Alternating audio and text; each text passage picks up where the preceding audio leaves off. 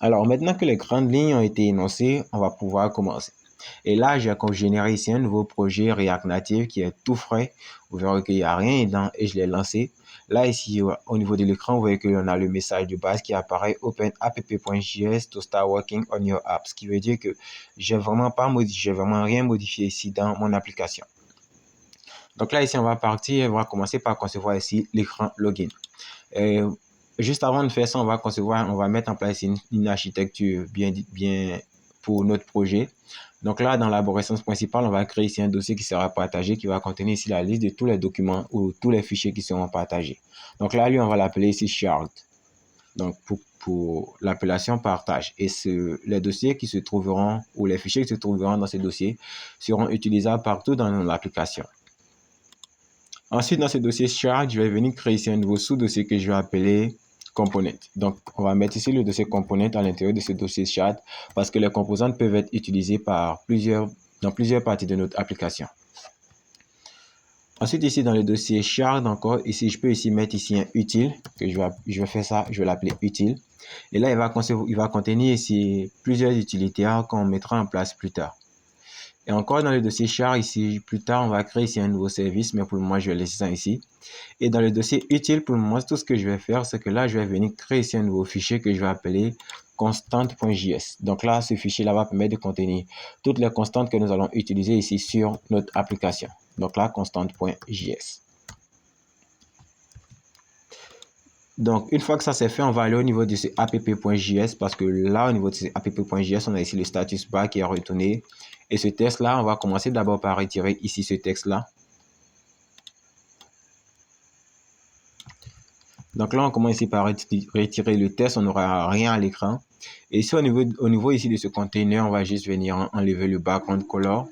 Donc là, on peut laisser le background color, mais on va retirer le align item et le justify content qui centre ici tout le contenu de cette page.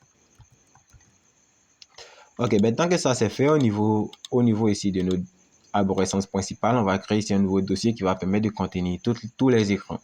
Donc là, vous pouvez l'appeler écran si vous préférez, mais moi je vais prendre le thème anglais puisque j'ai déjà appelé chart comme étant le thème avec le thème anglais plutôt. Je vais créer ici le dossier screen qui va permettre de contenir ici tous les écrans. Ensuite, dans ce dossier screen là, je vais créer ici un nouveau dossier que je vais appeler ici hôte qui va permettre de contenir ici tous les écrans qui ont rapport avec l'authentification. Et dans ce dossier hôte, je vais créer ici deux nouveaux fichiers. Donc le premier, ça sera ici login.js qui va permettre de créer ici un nouveau fichier, une page de connexion. Et encore dans ce fichier hôte, je vais créer ici un nouveau fichier que je vais appeler signup.js qui va permettre de créer ici un formulaire d'inscription. Au niveau ici de ce login.js, je vais mettre en place la structure de base d'une application, d'une page React Native. Et puisque j'ai une extension qui permet de générer ça, je tape ici un RNFE et j'ai ici tout ce bloc de code là qui est généré.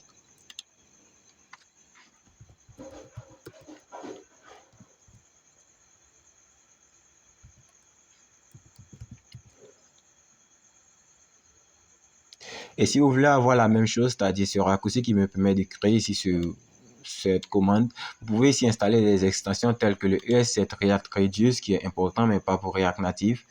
Ou alors vous pouvez aussi installer le React Native Tool qui permet de générer ici des pages en tapant ici RNE pour générer ici toute cette architecture de base.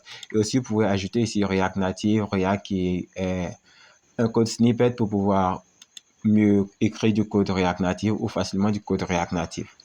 Donc là, voilà les trois extensions que j'utilise lorsque je développe avec React Native.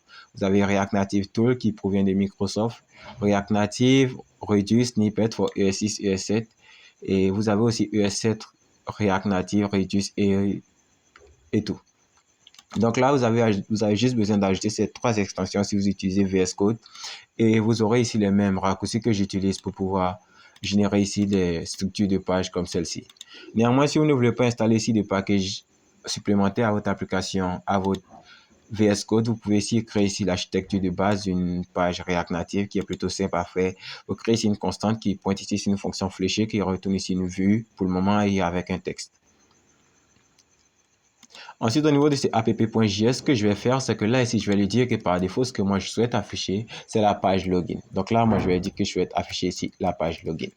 Et là, vu que j'ai installé ici pas mal de package que je viens de vous présenter, ces trois-là, il me fait automatiquement l'import. Et dans votre cas, vous devez ici faire l'import. Vous devez venir importer ici login from screen /login. Ensuite, ici, au niveau de ce login-là, je vais créer ici une nouvelle constante qui va permettre de styliser ici cette page. Et je vais l'appeler ici, le style sheet qui provient de React Native et la méthode create pour lui dire que je souhaite créer ici une feuille de style. Là, je vais créer ici un élément route. Et l'élément route ici, il aura ici un flex de 1. Et cet élément route là, je vais venir le lier ici à la vue principale. Donc, on aura ici la vue qui sera égale à style, qui sera égale au style, la constante que je viens de créer, point route. Ensuite, cet élément route là, je pense que je peux lui donner ici un padding pour mettre ici un padding de 20 pour qu'il puisse revenir totalement ici.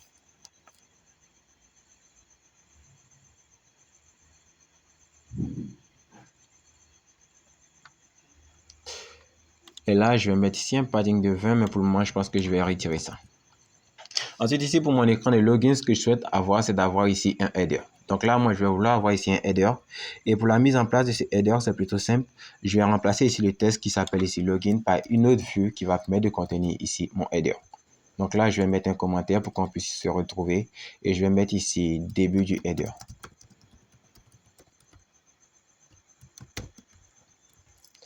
Et ici, je vais mettre fin du header.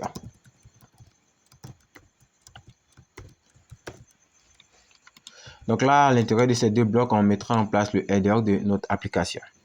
Et pour le header, c'est plutôt simple. On créera ici une nouvelle style. Donc là, on va lier ça à une feuille de style. Et on va dire que ça sera égal au style, la constante qu'on vient de créer, et ça sera égal à la propriété header ou à l'objet header.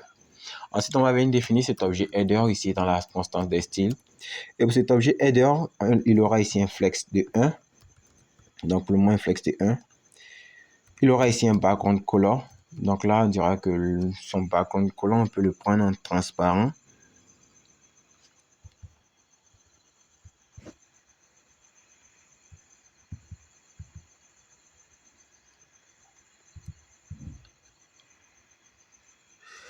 Ou alors, plutôt que de le prendre en transparent, on va mettre ici un code. Donc, je pense qu'on peut prendre ici le 0363 F8 et voir ce que ça donne. Donc là, pour le header, on aura ici cette couleur-là. Et à l'intérieur de ce header-là, je vais créer ici un nouveau texte. Donc, je vais mettre ici un texte. Et lui, il aura ici le style qui sera égal à la constante style. Point main header. Donc, je vais appeler ça main text, qui sera ici le texte principal. Et là, ça sera Oliver. Et je vais appeler ça Expense Tracker.